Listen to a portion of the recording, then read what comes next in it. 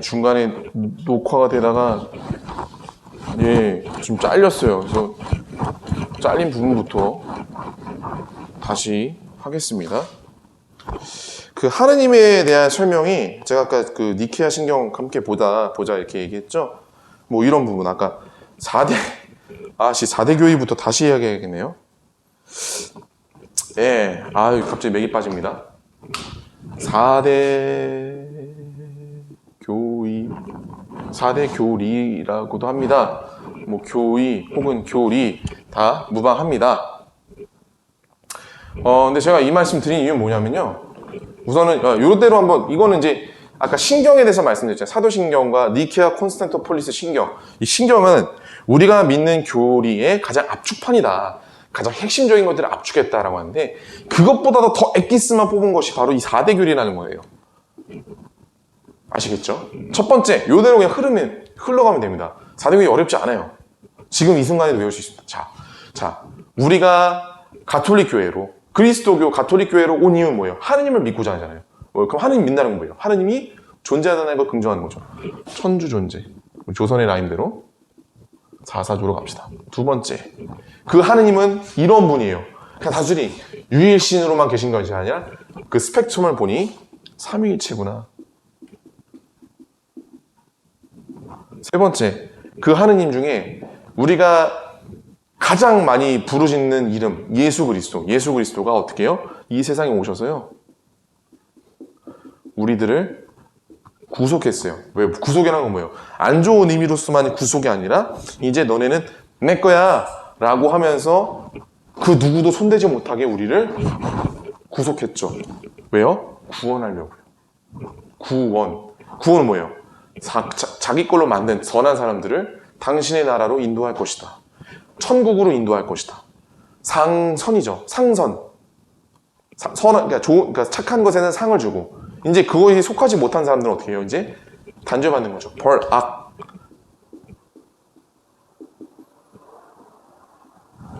요 네 가지입니다. 이미 이건 봤어요. 왜 존재하시는가? 이거 봤어요. 그럼 이제 삼위일체에 대해서 말을 할 건데 이 삼위일체는 뭐냐?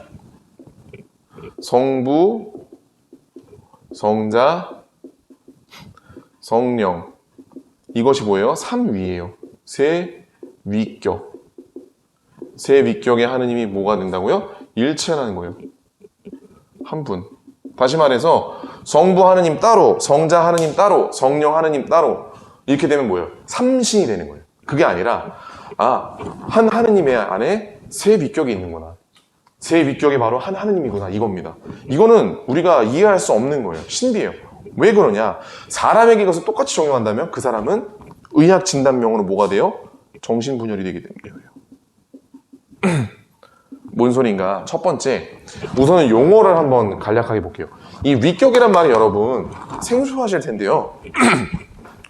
위격이란 말이 생소하실 텐데 당연히 그럴 겁니다. 왜요? 위격을 원어로 쓰자면 이겁니다. 근데 사람에게 뭐가 있죠? 우리 사람을 무슨 체라고 하죠? 인격체라고 그래요. 사람의 인격을 뭐라고 할까요? 차이점은 요겁니다. 요거. 다시 말해서 위격이든 인격이든 단어는 똑같아요. 페르소나라고. 근데 이것을 번역을 할 때 차이를 둬야 되잖아요. 우리 한글에는 대문자가 있습니까? 없습니까? 없어요. 그러니까 하느님에 있어서의 페르소나는 위격으로, 사람에게 있어서 페르소나는 인격으로 번역을 했다는 거죠. 그러면 이 하느님의 이 삼위일체 신비를 사람을 그대로 끌고 가자면 뭐예요? 삼중인격이 되는 거예요. 여러분 눈앞에 있는 오영환이라는 사람 안에 인격의 세 개가 들어가 있는 거예요. 하나는 철수, 영희, 오영환. 웃기겠죠? 한 사람 안에는 한 인격이 있어요. 여러분들 일상생활에서 저 새끼 이중인격자라고 할 때 그것도 뭐예요? 비아냥거리거나 비판하거나 그게 거짓된 것에 대해서 뭐라고 하는 것이죠. 이중인격이라는 것부터 뭐예요? 사람은 하나 인격만 있어야 된다는 전제가 깔려 있는 거죠. 여러분 영화 있잖아요. 23 아이덴티티. 이 사람 인격 안에 23명이 들어가 있는 거예요. 이런 것들. 정신의학적으로 이게 뭐야, 의학적 용어로 정신분열로 진단을 하는 거죠. 뭐 무당의 빙이 뭐예요? 그 사람이 한 사람이 무당인데 뭔가 또 다른 존재가 튀어나오는 것들, 이런 것들 뭐예요? 다 정신분열로 이야기를 한 겁니다. 하지만 전문 용어로 그냥 빙의라고 하는 것이죠. 네, 그렇습니다. 이렇게 보면 돼요.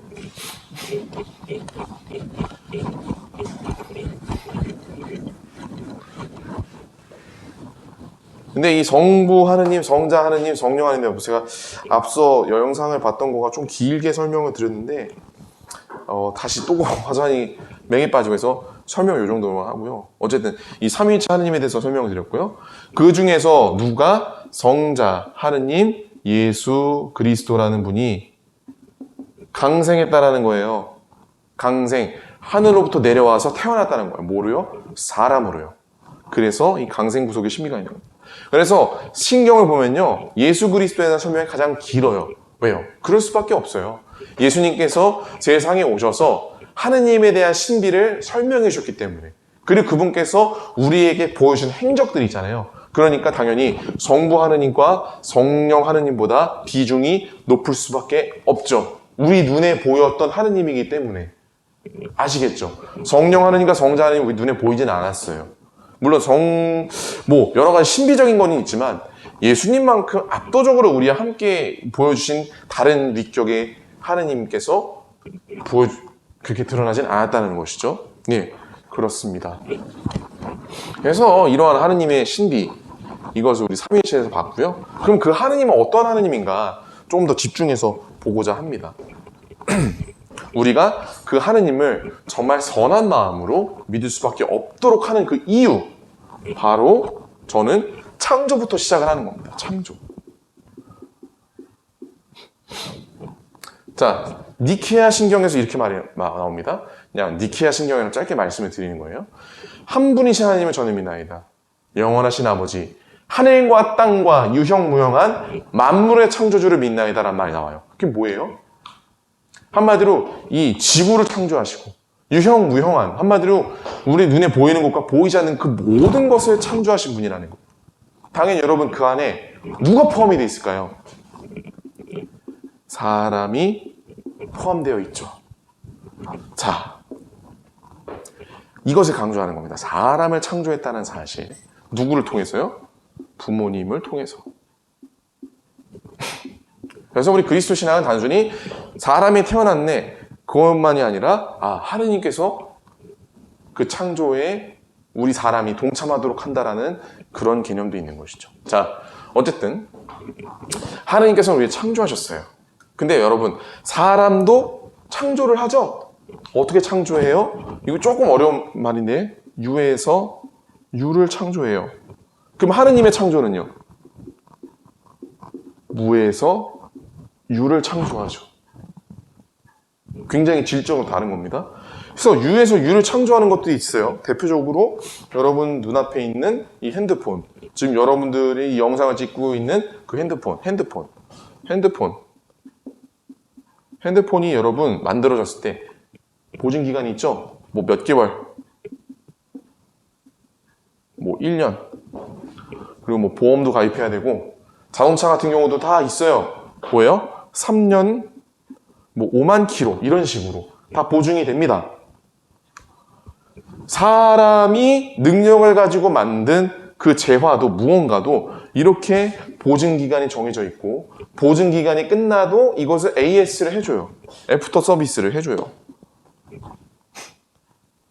그러면 창조주 하느님은 어떠한 분이실까?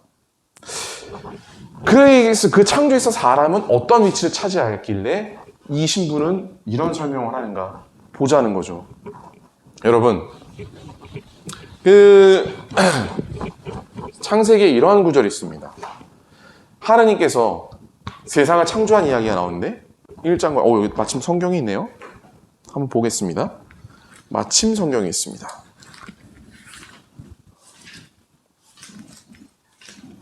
물론 창조서라는 두 가지로 나뉘는데 그중 하나를 먼저 보도록 하겠습니다. 한 처음에 하느님께서 하늘과 땅을 창조하셨다. 쭉쭉쭉쭉 간 다음에 어디 갔지? 하느님께서 말씀하시기를 빛이 생겨라 하시자 빛이 생겼다. 하느님께서 보시니 그 빛이 좋았다. 쭉 계속 나옵니다. 뭘 만드셨는데 그걸 보시니 좋았다. 좋았다. 보시니 좋았다. 보시니 좋았다. 그런데 사람을 창조한 구절이 나옵니다. 그게 언제냐? 창세기 1장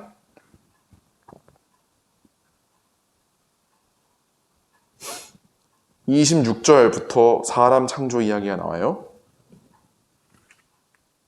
그 다음에 쭉 어떻게 이제 더 사람을 위한 모든 것들이 생겨라 한 다음에 창세기 1장 마지막에 이렇게 나옵니다. 하느님께서 보시니 모든 것이 만드신 모든 것이 참 좋았다. 다른 창조에서는 좋았다였는데 사람을 창조하신 뒤로 이 참자가 붙어요. 플러스 사람을 창조할 때 이런 말씀이 나옵니다. 이 창세기 1장에 나와서라 해서 우리의 모습대로 우리를 닮은 사람을 만들자. 그리고 두 번째 창조설화로 넘어가서요. 어떻게 말이야? 하느님께서 사람을 진흙으로 빚어 만드시고 코에 숨을 불어넣으셨죠. 그냥 있어라 하니까 있는 게 아니라 직접 하느님께서 손수 사람을 빚어 만들고 코에 숨을 불어넣었는데 이 숨이 뭐냐면 푸네우마예요. 근데 이 푸네우마를 대문자로 쓰면 뭐예요? 성령이 되는 거예요. 다시 말해서 하느님에게 있어서 사람은 굉장히 특별한 존재라는 거죠. 그리고 그 하느님께서는 사람을 만들 때 허투루 만드시지 않았다는 거예요. 아주 공들여서 아주 정성스럽게 어떻게 해요? 나를 닮은 모습을 가지고 해서 그렇게 만든 사람을 대함에 있어서 하느님께서는 어떻게 행동하실까? 여러분, 기업에서 자신있게 연구비를 쏟아들여서 만들어서 자신있게 내온 물건이 있는데 그것에 대해서 보증기간이 있고요. 보증기간이 끝나도 그것에 대해서 꾸준히 물건을 생산하면서 부품을 생산하면서 그래서 수리를 해줘요. 그럼 하느님께서 사람을 특별하게 창조했는데 사람을 어떻게 AS 해주실까요? 평생이라는 거죠. 이것을 우리는 어려운 말로 뭐라고 해요? 섭리라고도 합니다. 사람이 구원으로 다다를 수 있도록 끊임없이 우리를 인도해 주고 계시다. 그러니까 이 섭리는 큰 흐름을 말하는 것이고 그때마다 내리는 무언가 좋은 것은 뭐냐? 은총이다. 저는 이렇게 표현을 합니다. 여러분께서 하느님의 자녀로 새로 다시금 태어나기 위해 지금 이렇게 발걸음하시고 이 영상을 보시는 그 자체도 뭐예요? 하느님의 은총이고 그것에 하느님 섭리에 여러분들이 이제 발걸음을 같이 하고 있다는 거죠. 그래서 매우 중요합니다. 하느님께서는 사람을 아주 특별하게 만드셨다는 거. 이걸 강조하는 거예요. 그렇기 때문에 우리는 그 하느님에 대해서 유전적으로 근본적으로 프로세싱되어 있다는 거예요. 왜요? 우리는 하느님을 향해서 목말라 할 수밖에 없도록 그분을 찾을 수밖에 없도록. 왜요? 어디 갔어? 하느님의 모상 때문에요. 우리를 닮은 모습으로 우리의 모습대로. 이게 뭐예요? 하느님의 모상. 어려운 말로 이마고 데이. 하느님의 모상. 그리고 이거 뭐야? 하느님의 흔적이라고도 합니다. 흔적, 깜박스라는 말 쓰는데 하느님의 흔적과 모상이 누구에게 다 있다고요? 사람에게요. 물론 작가가 무언가를 만들 때 자기가 가지고 있는 생각과 모든 그 철학을 다 담아요. 그걸 우리 뭐라고 그래요? 걸작이라고 하죠. 마스터피스. 이 마스터피스는 그 작가의 특이한 세계관과 철학이 담겨 있어요. 당연히 그러면은 하느님의 걸작인 사람은 하느님의 그 모든 사상과 생각과 특징이 부분 묻어나 있겠죠. 당연히 특별합니다. 그렇기 때문에 우리는 하느님께서 우리를 볼 때 함부로 대하시지 않는다는 거예요. 사랑과 자비를 끊임없이 주려고 하신다는 거죠. 우린 거기에 응답을 하면 그 사랑과 자비가 은총이 꼭 피어나는 것이고 응답하지 않으면 계속해서 그렇게 하느님과 멀어지게 된다는 거예요. 여러분의 발걸음은 거기에 응답을 한다는 거예요. 그래서 굉장히 중요합니다. 창조주 하느님, 그저 그냥 멀리 계시고 대단해 보이시고 지엄해 보이시는 것이 아니라 우리 하나하나를 만드셨고 눈에 보이지 않도록 또 그렇게 끊임없이 하느님의 나라, 천국으로 이끌도록 예수 그리스도가 누구이신지를 알도록 깨우쳐 주시고 누군가를 통해 인도해 주시는 그러한 손길, 섭리가 있다는 것. 그 자체가 바로 은총이다. 여러분들 결론은 뭐냐? 우리가 천주교 신앙, 가톨릭 신앙을 갖는다는 것은 인간의 본 걸작에 걸맞는 삶이다. 이것은 다음번 강의에 또 나올 내용입니다. 그래서 여러분 요 점에 대해서 다시금 보는 겁니다. 하느님 그거예요. 특징. 창조주 하느님이다. 그냥 뭔가 이렇게 뭐랄까 이렇게 야 너 이거 해, 너 이거 해 이런 차원이 아니라 정말로 공들여서 우리 모두를 만드신 하느님입니다. 그렇기 때문에 우리가 제가 우스갯소리로 말한 AS는 어떻게요? 평생 간다. 끊임없이 우리를 당신의 나라로 인도하도록 은총을 베풀어 주신다. 섭리를 가지고 계시다. 이것을 여러분 꼭 알아두셨으면 합니다. 자, 시간을 대충 한번 따져볼까요? 이것도 16분 정도 얘기했는데 한 50분 정도 얘기했어요. 이 계시에 대해서는 제가 다음번에 얘기하고요. 오늘은 이렇게까지 우선 얘기를 할게요. 하느님의 특징에 대해서. 창조주 하느님, 그리고 삼위일체 하느님, 그리고 뭐 강생 구석 등등 나오는데 이것은 신경을 여러분 다시 한번 주의 깊게 보시고요. 한번 제가 여러분들에게 드리는 숙제는 이겁니다. 그 니케아 콘스탄티노폴리스 신경을 천천히 한번 써보시면서 그 의미를 잘 음미해 보시라. 그러면 좋겠다. 기본적인 하느님 신앙이 다 담겨 있다. 4대 교리 이런 것들 말씀드렸고요. 네. 그래서 오늘 시간 내주셔서 감사하고 고생 많으셨습니다. 앞으로 몇 번 더 찍을 촬영 예정인데 제가 최대한 빨리 올려드리도록 하겠습니다. 네, 마침 기도로 가톨릭 기도서에 있는 영광송 같이 마치겠습니다. 성부와 성자와 성령의 이름으로 아멘. 영광이 성부와 성자와 성령께 처음과 같이 이제와 항상 영원히 아멘. 성부와 성자와 성령의 이름으로 아멘. 네, 수고하셨습니다.